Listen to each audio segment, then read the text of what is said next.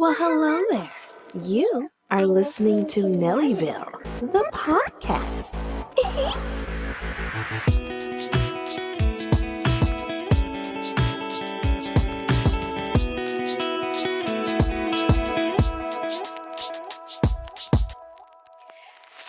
And I'm Black. Hello, shalom. Welcome back to another fabulous episode of Nellyville, the podcast, the place to be. I'm your host, Chanel number 5, aka Nellyville herself. Okay, every week that I get to sit down and kiki with you guys is always a great week. And, I like to put you up on game. Maybe I don't do it all the time. Maybe it's been a while, but this particular thing, I want to make sure I put y'all up on. Now, let's talk about it. For my girlies who like to chomp on ice, for my girlies who like frozen treats, for my girlies who like something cold, yet something crunchy, for my girlies who love fruit, you're looking for something new. Let me tell y'all something. This is what you need to do. Get out your pen and your pad. Get out your notes app on your phones, whatever you need to do. Listen to me and listen to me good. Frozen raspberries. Hit. Now, listen, I need for you to go to your local grocery store. Get you some frozen raspberries. Get you some fresh raspberries and freeze them. Okay? Now, for those of y'all like to go, maybe you shop at the Target or wherever, and you like to get the little frozen. No. Don't go to the frozen aisle and get the already pre-frozen fruits. Okay? That you normally get for your smoothies or whatever. Okay? Now, the frozen raspberries in the bag, they are good. But it's not the same. I need you to go to your produce section. Get you some fresh raspberries. They come in the little plastic tin. Not a plastic tin. The little plastic holder. Take them home. Put them in the freezer. And then thank me later. I have been on these frozen. I like a raspberry. I've always loved a raspberry. And then one day, a few months ago, I was like, I had this idea. I was like, you know what? I feel like if I freeze these, it's going to give me the ooh la la. I just knew they were going to give me the ooh la la. I could envision it. And so I did it and I tried it. And I put them in the freezer. And I went in there and I got that little raspberry. It was all frozen. And it said, crunch, crunch, munch, munch. And I've never turned back. I have been getting fresh raspberries and freezing them. Oh my gosh. Look, look. A lot of people like to chomp on ice and stuff. Like, if you're looking for something to just kind of spruce it up, baby, get you some raspberries. Now, will it work with other fruit? Maybe. I don't know. I ain't experimented. But I can vouch for the raspberry. Now, I have had the frozen peaches in the bag. I've had the frozen raspberries in the bag. Now, the frozen raspberries in the bag, they're good, but it's not, baby, I'm telling you something, it's not the same. It's not the same as getting the fresh ones and putting them in the freezer. And you're getting the benefits of the raspberry. If you chomp on ice, that raspberry, let me tell you something, it's going to give you the same satisfaction of crunching into some ice, but you're going to get the benefits of eating a raspberry. Now, does the nutrition value or the makeup of the raspberry change because you froze it? I don't know. Maybe I'm not a damn nutrition. Look it up, Google it, do your research, ask your doctor. I don't know. But damn, it ain't bad for you. You ain't popping in a frozen Snickers. You know what I'm saying? So let's take a look because all right, so we gonna pop in some raspberries. We're gonna eat them. They provide potassium essential to heart function, improving to lower blood pressure. I think that's enough. That's just only the first couple of lines. So you're getting the satisfaction of chomping on some ice and getting a couple of extra health benefits. You know what I'm saying? Cause assuming that it doesn't get ruined by it being frozen. I don't know. All I'm saying is, damn, it's just an excellent treat. It's a non-guilty pleasure. Don't say I didn't ever tell y'all nothing. If you try it, let me know. I would love to hear about it. Let me know. If I'm on Lonely Island, am I in Staten Island or am I in Manhattan? Let me know. I'm gonna get up off of produce. Okay? Now, let's talk about somebody who I also love as much as raspberries. We all know Gabby Hanna, right? Let's talk about Gabby for a second. Gabby Hanna, YouTuber, musician, influencer, all the things, right? Gabby, last week we talked about JoJo wanting to go by Joelle Siwa. Gabrielle has also gone through a metamorphosis of a name change recently. And in the recent weeks slash maybe a month or two, Gabby wants to go by Gabrielle. And the reason why I talk about Gabby because I love her very much. We've talked about her in the recent weeks too. Every now and then she comes up.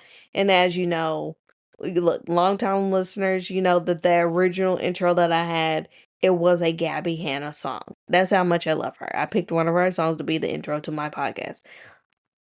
Love her. She speaks to me. We are on the same plane. We are the same age. That is my girl. Over the years, she has evolved. As we all have, we have grown up, we have done the things. She's very much in her gospel era. She's always been a religious woman, a Christian, which is one of the things I liked about her. I'm like, okay, we speak the same language. She's really dived deep into her Bible era, getting closer to God, really just, you know, reconnecting. She has also gotten married and and she's moved back home to Pittsburgh or Pennsylvania, somewhere or yeah, around there, right? Steelers fan. Hello, still a nation. You know, I love Gabby. And y'all know she had a little episode a couple years ago and you know, she's had a couple of episodes. And now fast forward, here we are. She's married. She's done the things. She's changed. She's evolved. And recently, she's brought up some old things that I feel like they were buried. They were done. They were non-issues. We're too grown to care about these things. These bullies. These internet bullies. And without getting too deep, she decided that she wanted to bring it up again. She wanted to express how she feels about it now. She wanted to express how she feels towards these bullies, particularly Trisha Paytas and Jesse Smiles.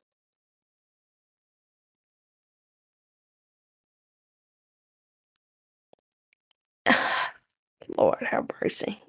Look, I'm all for people speaking their truth. I'm all for people having an epiphany and sharing it and all this other kind of stuff.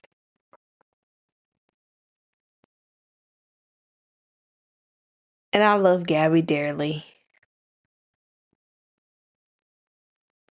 But why on God's green are we bringing up something that has happened 4, 5, 6 years ago? Look, internet bullying and being canceled and having thousands and hundreds of people critique you and say negative things to you. Yes, I am not playing down the effect of that on the psyche. I get all of that. But at 35, she just turned 35 in February. I'll be 35 in March. At 35,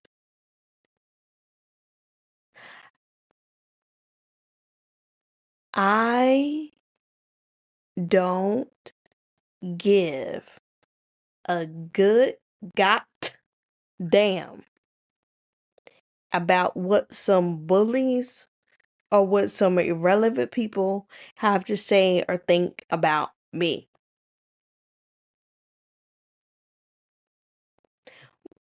We should I look, I cannot relate to the amount of hate, to the amount of drama channels, to the amount of I am not dismissing the heartbreak that she experienced for people piling up and bullying her, and the internet is a very vicious place. We know this.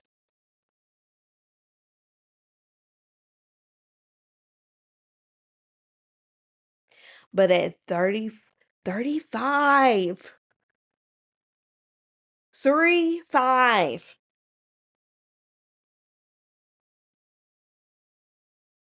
you should know that not everybody is going to like you. Not everyone is going to get along with you. There's going to be some people that do you wrong.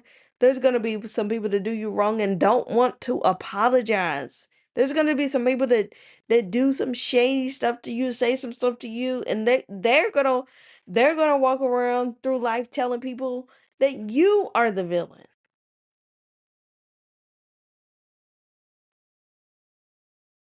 I love Gabby dearly.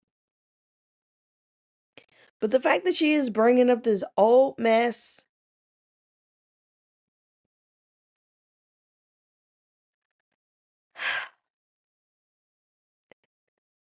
your fave celebrities and influencers and YouTubers and stuff will put you through it, because I'm just like, Gabby, please pull it together. You coming after these people like, yeah, Trisha Paytas did this and Jesse Smiles did this and Bubba. Hold the fuck. Who cares? That okay? They did it. And either one day they're gonna reach out to you and be like, you know what, I'm sorry that I did A, B, and C, but who cares? Look, Trisha Paytas, I love a lot of the things that Trisha Paytas does. I understand why people love her. I love her hype. I love Trisha Paytas like in the sense of from an entertainer. Now, has Trisha Paytas done and said some things that made me want to go run upon her in the street? Yes. But what I understand is Trisha Paytas does and says outlandish things for the camera, for the internet. Do I think she's really actually this neurodivergent psycho person in real life? No. I think she is similar to the likings of a New York Pallard, a New York, a Tiffany Pallard type of situation where they know how to work reality TV, they know how to do the things. But if you were to really actually go out and have a coffee with them, if you were to sit down and have a dinner and hang out with them, I think it would be a very normal, everyday person. I'm not deficient Trisha because even though, yeah, you put on persona for internet and stuff, that doesn't excuse everything. But at the end of the day, I think that Trisha has grown up too and has evolved and as a woman. And is Trisha in her 40s? I don't want to age this woman. I don't know. Let me see. Trisha. Let's see. Let's see how old she is. Together. Trisha Paytas. I'm sorry. I said a woman in her 40s. She's 37. My fault. May 8th, 1988. Trisha has done and said a lot of things. She's lived a life. She's fabulous. And Gabby, I know that you and Trisha, hey, y'all had your things. You and Jesse Smiles, y'all had that y'all thing. Gabby, you've gone on and you gotten married. You got your little husband. You moved back to your hometown. Trisha's out here. She's married. She got 2, 3 children. Why are you messing with this married woman with children? She's not thinking about you. She's not worried about it. And like I said, I'm not dismissing anyone's trauma, but Gabby, like, goddamn, if it's that deep, go to a therapist.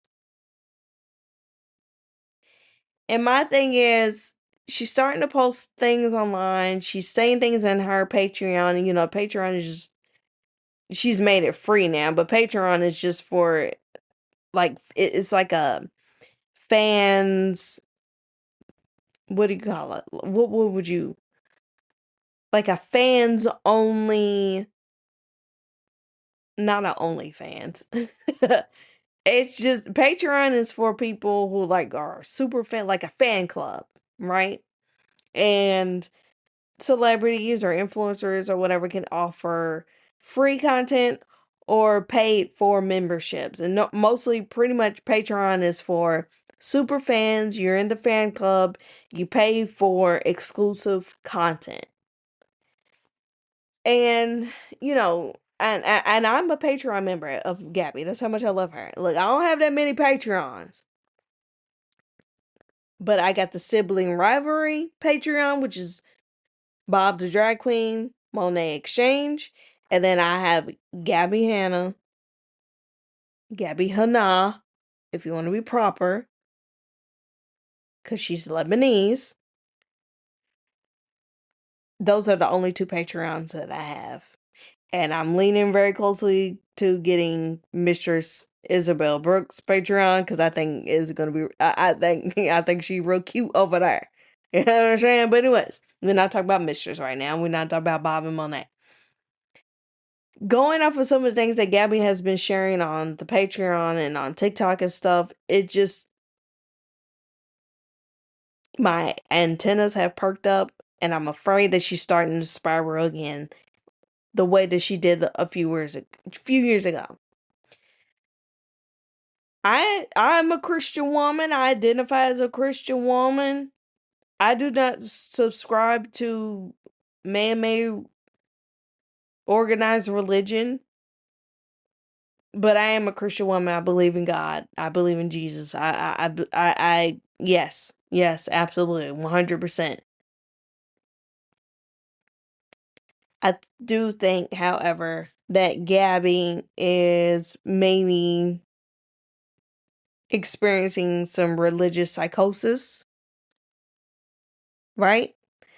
And I just don't understand why, knowing how she spiraled out of control because of, her mental state and stuff a few years ago, and just some things or whatever. I don't understand why her husband is allowing this to happen again. And I'm gonna be so honest with y'all. And Gabby, if you hear this, I'm sorry. There's something about that man that I don't like. Now, I don't really remember, or maybe I never knew exactly how she met the husband, but I think she might have met him at this most recent church that she goes to when she moved back to her own town, found a church, blah, blah, blah. I feel like I don't know if it has anything to do with him, but I feel like she's under some kind of religious psychosis right now. It's giving culty. It's not y- there's Bible thumpers and then there's people who really know God. I'm not saying that Gabby does not know God. All I'm saying is that I think that there is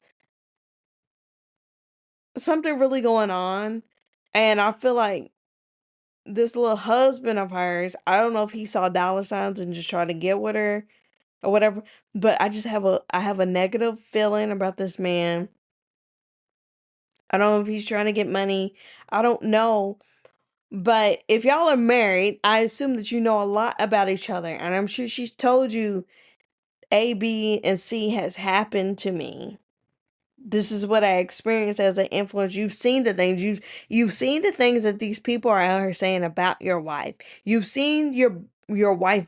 You've had to have gone back and researched how your wife was bullied. And now you're not letting her, because no one's anyone's keeper. But I would like, if it was me and I'm crashing out, if I'm traveling down memory lane and I'm remembering these people that hurt me and I'm addressing them on the internet, I would like to have a significant other, a husband, to intervene and be like, look, I understand that this is hurting you. I understand that for whatever what reason, these feelings have been brought back up. But let's work this out with a therapist, with a counselor, with a psychologist, with your doctor.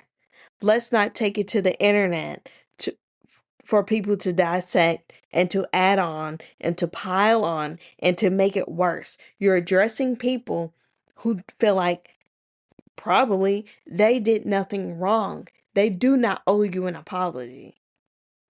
And I'm just, for this man to just be sitting here and letting this woman do all this and woo,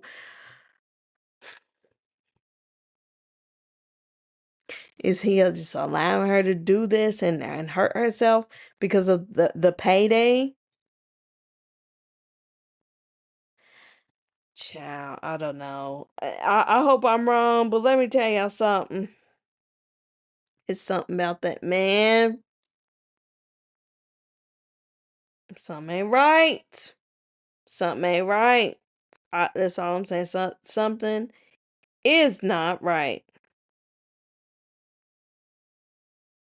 I'm gonna get off of I'm gonna get up off of that. Gabby, we wish you well, you and your husband. Woo woo. Now, speaking of people just letting their friends and whoever speak out on things that maybe this should have stayed a private conversation. I want to talk about Monet Exchange calling out the great designer Domino Couture.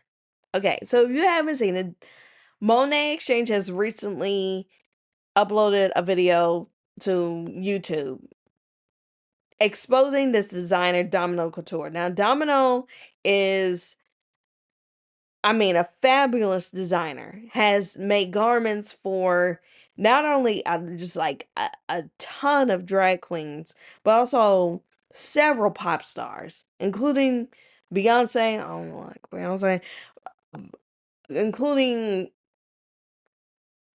God, it's just like a ton of people. Really great designer. So, anyways, Monet posts this video on YouTube talking about how, look, if you want all the details and all things, go check out Monet Exchange YouTube channel. But, anyways, Domino, I guess, has been getting a reputation of taking the girls' money and dragging ass on providing the outfits. Okay? Not, and then Monet talks about how Domino never sent the money back, even though the garment was never sent. The garment was never worked on. Monet paid a deposit, never got the deposit back, never got a garment. And a lot of people have come out about this and blah blah blah. And at some point after this video has come out, Domino unfollowed Bob because Bob and Monet best friends. They have a lot of business ventures and stuff together and blah blah blah. Now look, I do believe in holding people accountable, and I understand why Monet made this video and calling this person out. It's a designer that Monet has worked with for the last 10 plus years. And, I understand the frustration. You send your money to someone, you ask for this garment, you give them plenty of time, they're ghosting you. Like, I understand why the video was made. But my thing is, honey, you wouldn't, maybe I would have sent you the deposit depending on how the conversation was going. But if you start ghosting me after I send you the deposit and I need this outfit for this particular thing and I'm not hearing from you, baby, send me my money back. I'm disputing the charge with my bank. Give me my money back. I'm not finna sit up here and play these reindeer games with you for 5, 6, 7 months. Give me my money back. That's it. Like, that's all it is to it. Now, you want to call people out? Look, if you don't want to be called out on a YouTube video or in a podcast or something, don't do nothing that's going to make people want to call you out. But I think where Monet messed up was, like, yeah, that's a cute video. You want to do Monet expose. Like, I understand you want to call this person out. You want to show the receipts. You want to show text messages and all that other kind of stuff. I don't, I don't think it was a good look. I don't think it was mature. And I don't think it's good for business practices. Like I said, Domino's already unfollowed Bob, the drag queen. And even though Bob had nothing to do with it, didn't say nothing, one in the video didn't have nothing to do. I'm just saying, look, Domino was wrong. And, if you do wrong by people, you might get called out. But I just feel like maybe, Monet, this should have just been something that you talked about with the friends and not put on blast. Because at the end of the day, you really don't know what this designer is going through and why they were ghosting you and why they were doing those things. It's very unprofessional, but you just don't get on the internet and call out people like that and then not expect backlash. Because, like, here's the thing. As a drag queen, you need garments often for your gigs.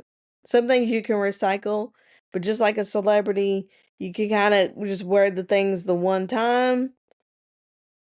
You wore it, people saw it, and you got to move on. Monet has burnt a bridge. And you're assuming that people are going to believe your side of the story. Now, I believe Monet's side of the story, but I'm a Monet fan. The receipts, everything lined up to me. Domino was shady, unprofessional. Took Monet's money and it needs to send it back. But for other designers and other professionals who are maybe not that connected to you, they're gonna see you exposing someone and be like, "Oh, I don't want to work with Monet." How do I know they're not gonna make a YouTube video, an expose video about me and ruin my business? You're burning other bridges before you make them. Domino is not the only fashion designer out here. Domino is not the only costume or couture, special effects, electronics designer out here. Just don't do business with that person anymore. And then when anyone calls you to ask you, who do you recommend? Just don't recommend that person. If someone calls or texts or emails you about, hey, I was thinking about getting Domino to do this thing, one on one tell them, look, you can ask them to do it, but I'm gonna let you know something. They might not show up, and if they do the thing, you might get it the day of. It's not always going to be a professional experience. And because see, now you've dragged people on proxy to you into it. And I could tell that when they were talking about it in the Untucked episode and in the review of just like the regular episode of Drag Race on the podcast, I could tell that Bob was like, I'll support you in what you're doing. Like, he didn't say this, but I could just tell in his reaction, his response to Monet speaking about it. I could tell that Bob was kind of like, look, you can do whatever you want to do, you grown. But I wouldn't. I don't think all that's necessary.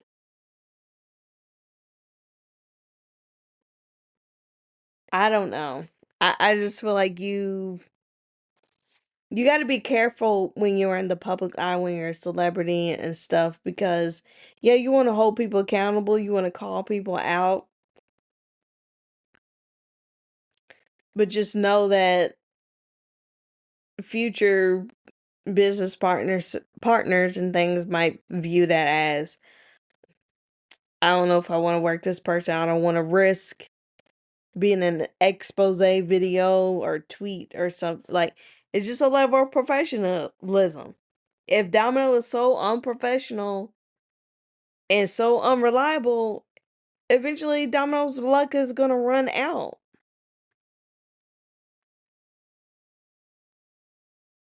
And when Domino crumbles and goes bankrupt and nobody's hiring him, then you can sit up and say, you know what? I saw this coming. This happened to me. Blah blah blah blah blah. But now all you did, like, I don't know why Monet decided now you need to come out. You need to expose somebody, but I don't know. I don't know. I just think I don't think it was a good look. Monet is somebody else who's just turned 36 in the last couple of weeks. I'm just like, child. Anyway, so I don't know. You want content and all that, but I don't know that it was worth. And now Bob's unfollowed because he's affiliated with you, and I don't know. All I can say is don't mess with the Pisces. Anywho, speaking of things that got on my nerves, let me tell y'all this story, and I'm gonna let y'all go. This story irritated me so bad.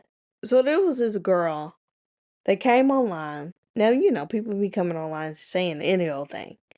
This girl came online and told a story about how her parents lost a baby in like the late 80s, like 88, 86, 80 something, whatever. And the girl said she was born in like 95. And she has three brothers, older, I think, maybe one, maybe some younger or whatever. I think three older brothers. Anyways, the thing that made me mad was this girl said that her parents had a baby girl sometime during the late 80s in like February in a hospital that no longer exists in the city that she lives in. And she says that her parents said, I guess, the hospital told them your baby has passed and then had them, leave the hospital.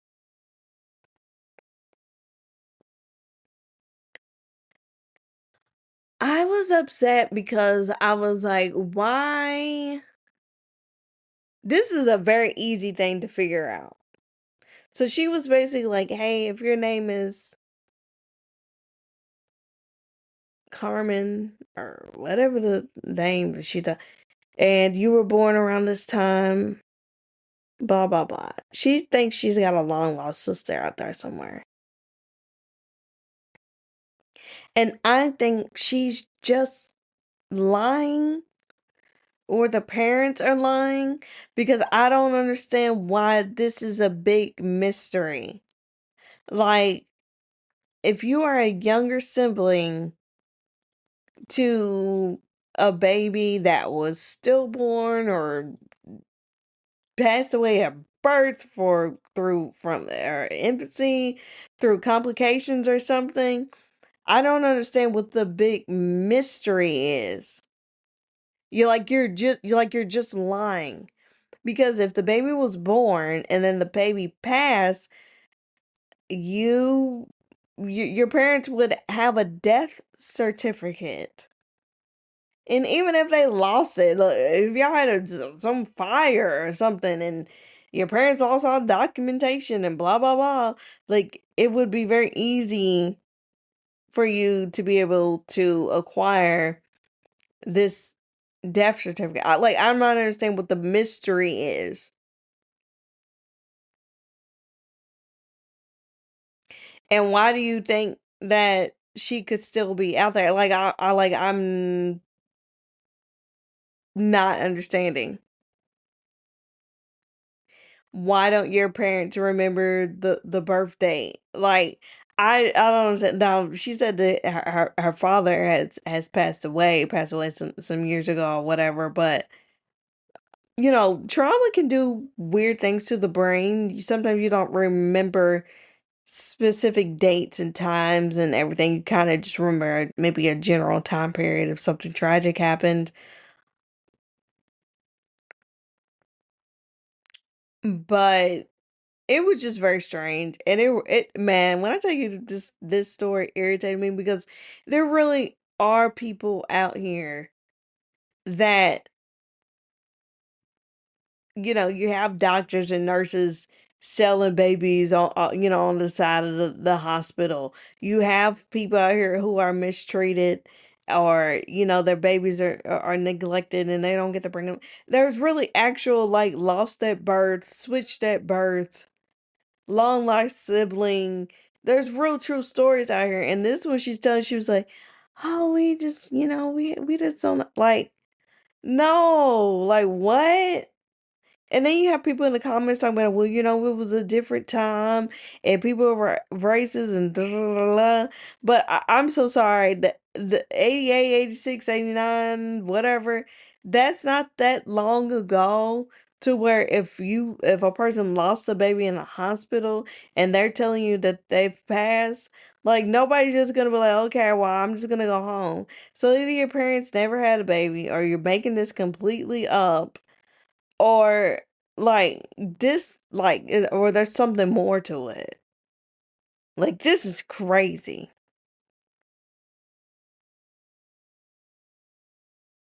And I'm just trying to feel like, girl, you think I mean, you think she's still alive? Like, it would be very easy for you, and then your parents conveniently tell you a hospital that no longer exists. Like, what?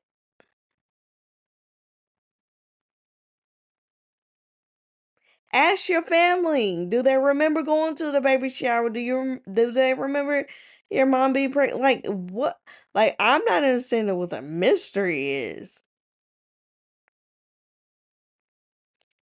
Baby, it ain't nothing to go online and do a quick Google search, go down to the little whatever little courthouse or document place you need to go to and request a death certificate. And if what you're saying is true, and they told you the little baby died. She said, well, and the parents that my parents said that the hospital won't let them see the baby after. Like what?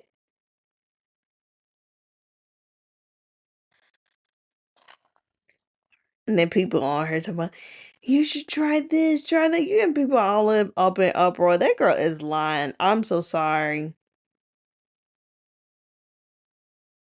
Ain't nobody finna tell me, oh well, you had an older sister, but she died. She ain't what?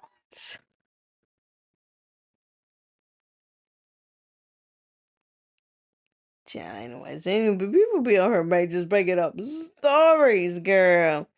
Like I love a juicy story, but when people just be lying and lying badly, oh gosh.